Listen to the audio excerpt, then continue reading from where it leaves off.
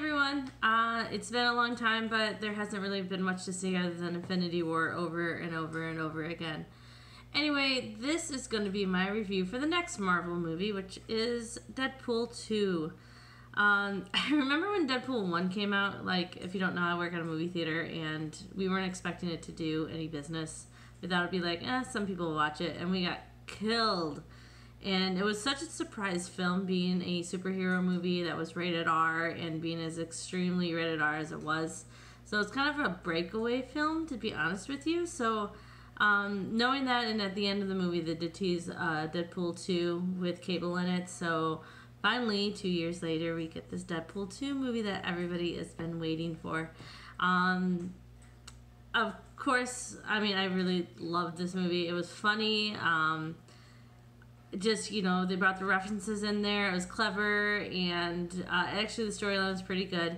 So just here's my nitty-gritty review. First of all, it is rated R. Okay, in the first scene, Deadpool says that this is a family film, but we all know that he's joking. This is an extremely rated R film.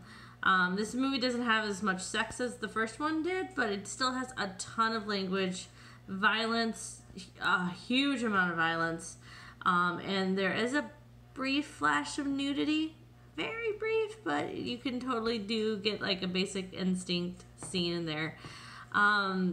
But so here's a little summary about this one. So Deadpool 2, okay, spoilers. Just gonna stop here if you don't want any spoilers. So yeah, okay. So at the beginning, his girlfriend, wife, did they ever get married? I don't think so. Anyway, gets shot by some guy he was trying to kill earlier in the film, and he gets into this depressive state. He gets tries to kill himself. Obviously that doesn't work, and then he gets taken over to the X Mansion, and they get on a call to this kid who is causing a big scene outside this orphanage. He's a mutant, of course, and it goes south, and him and Deadpool get arrested with like the mutant collars on them, so they can't use their powers. And so Wade goes all the way back to like having a ton of cancer and sick and whatever, still being, you know, a loudmouth and, you know, being sarcastic. And the kid has Fire Fist, I think he's called, and he's only like 14, but he has like, you know, issues with, just because he was, you know, abused, and so he just wants to take off that. He just wants a friend, and he keeps on wanting Wade to be his friend. And Wade's like, no, stay away from me. I don't need a sidekick. I don't want to be a friend.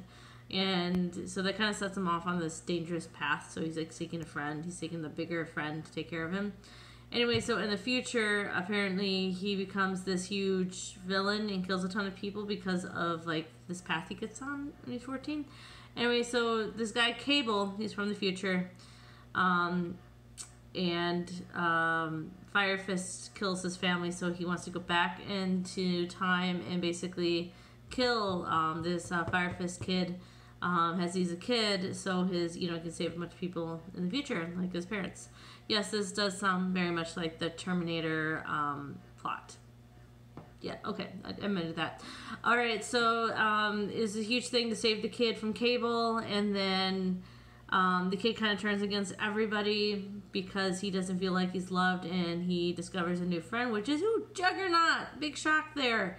So they go and try to kill everybody in this orphanage, and they try to stop him from doing that, so he doesn't go on this dangerous path. This also sounds like the plot for Days of Future Past as well. Very similar. Hey, that's another X-Men movie.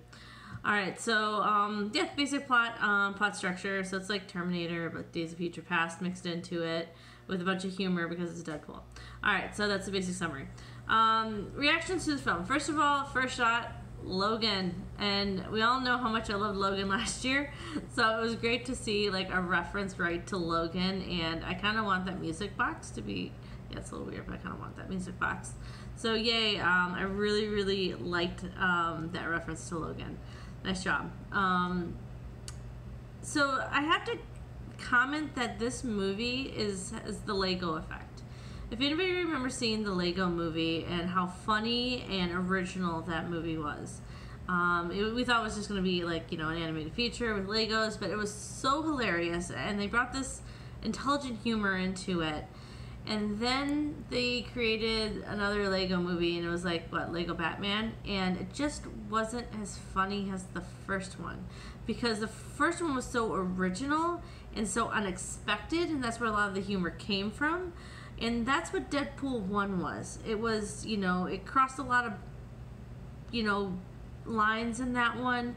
It was very crass, very crude. It was humorous, broke the fourth wall. And so knowing like the surprises we got in that film, it's kind of hard to do the same surprises and get the same reaction out of your audience. And so you almost have to, it's really actually hard to make it more original the second time. Yeah, there were, you know, many moments where, you know, I laughed out loud, but I have to admit I was laughing a lot more in the first one. So, and not only that though, I felt like Act 1 was a little bit too sappy and too serious for me. I mean, I know it was the sad thing and his whole depressive state. Just, yeah, I just didn't enjoy it. I thought it kind of dragged me down. I was like waiting for the story to start for like the first half hour. I was just like, okay, we got the motivation.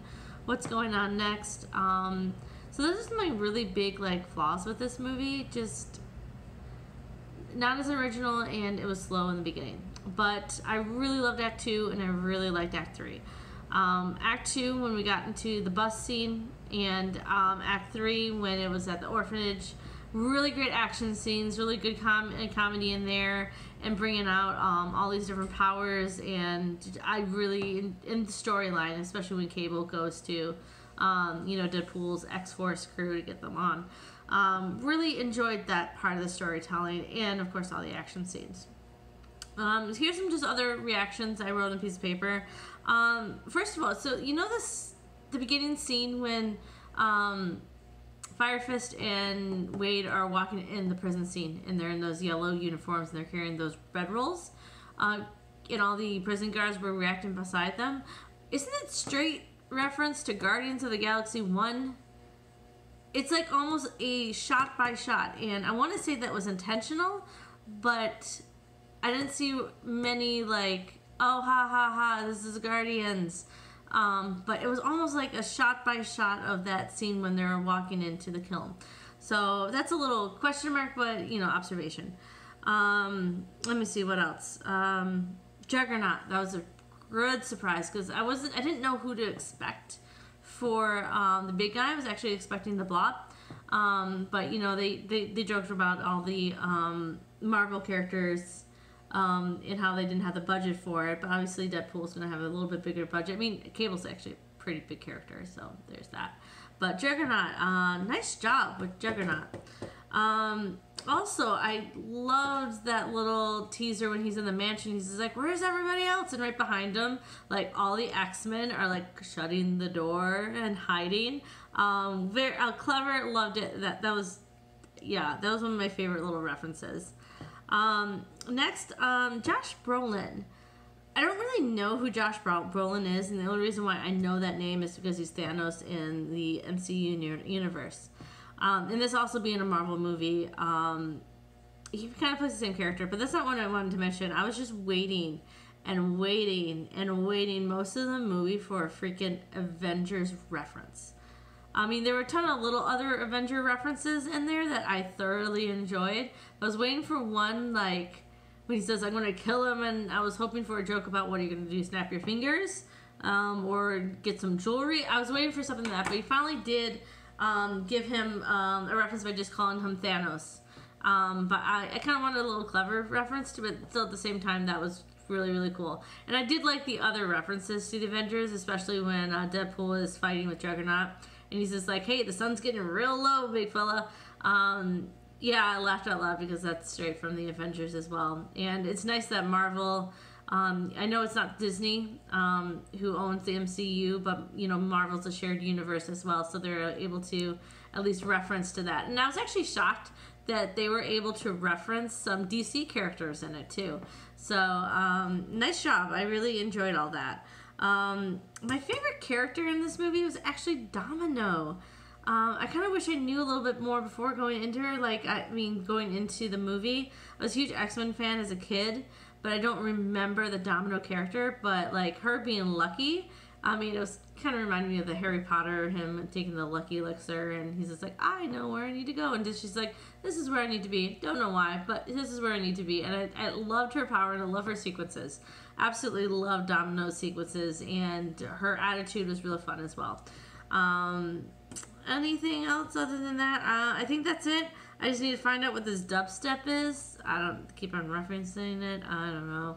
So I guess I'm going to have to Google it like they told me to in the film.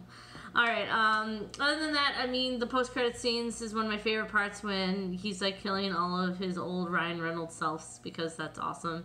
I guess they finally did get Hugh Jackman, and it looked like it was an older Hugh Jackman, so finally he got him in the film as well. Nice job on that. Overall, good, fun film. Definitely watching this over and over again. So this will be the, oh my goodness, I think, oh shoot, I forgot to write the number down. I think this is the 18th movie I've seen so far this year. I'm putting this at number 6. Now, I definitely want to see this more than Tomb Raider, which is what was at 6, now it's at 7. I would definitely watch this over than Tomb Raider many times over. But I still have to, it's below Molly's Game.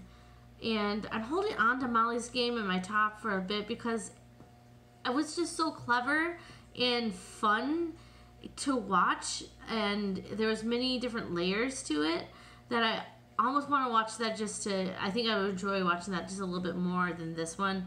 I think I just ranked it lower down just because this one wasn't just as original. I didn't laugh as hard as the first one, but definitely a good film overall. Alright guys, I think that is it for this this movie review. Next is going to be another Disney movie, not Marvel this time, but I'm pretty sure my next one will probably be Solo, but it might be Tully if I have time. Anyway, everyone have a nice evening or a nice day. I don't know what time you're watching this, and I'll see you in the next movie review. Alright, bye.